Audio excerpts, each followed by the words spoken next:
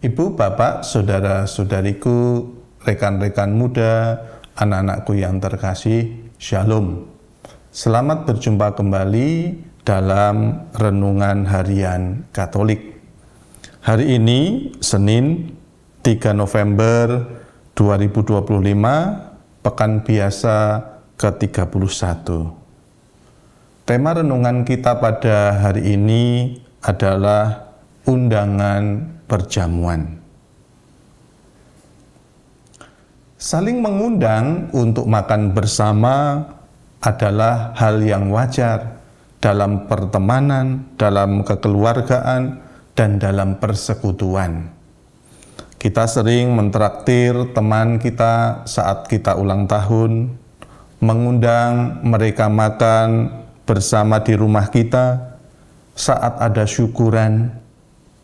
Demikian pula dalam tradisi Israel, mengundang makan bersama itu sebagai bentuk membangun keakraban, persaudaraan, bahkan juga diskusi. Yesus yang dikenal adalah seorang figur publik yang selalu diikuti oleh banyak orang.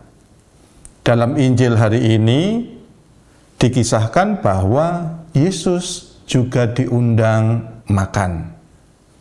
Bahkan ia diamat-amati oleh ahli-ahli Taurat dan orang-orang Farisi.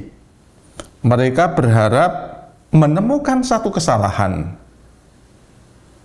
Merasa diamat-amati, Yesus juga mengamat-amati para hadirin yang hadir. Ia melihat bahwa ahli-ahli Taurat dan orang Farisi itu memiliki kebiasaan yang buruk.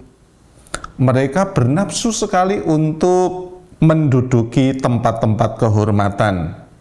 Karena itu, Yesus memberi nasihat agar mereka bersikap rendah hati.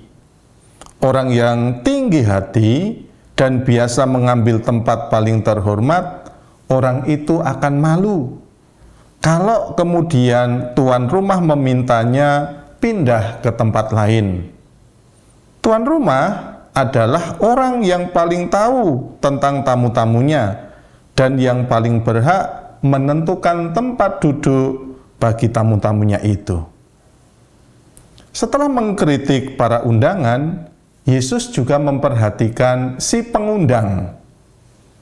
Sebagaimana lazim terjadi dahulu maupun sekarang, ketika suatu pesta perjamuan atau acara makan-makan bersama, orang akan mengundang kerabat, sanak saudara, relasi, koneksi, dan siapa saja yang dekat dengannya.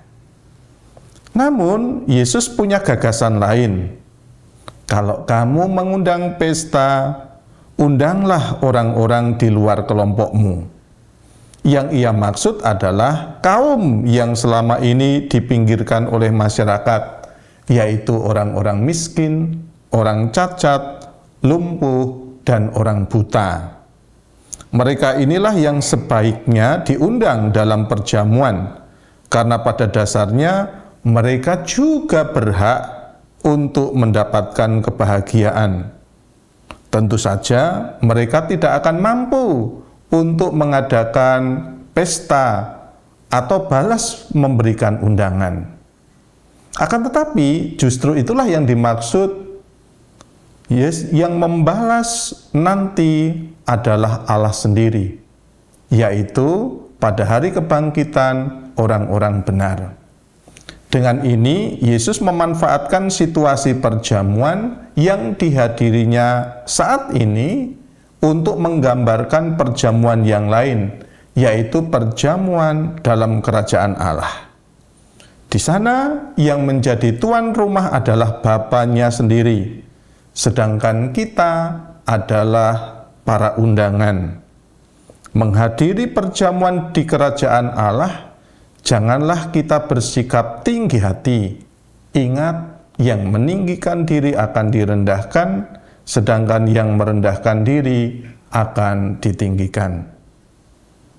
Selain bersikap rendah hati, kita juga dianjurkan untuk terbuka kepada semua orang.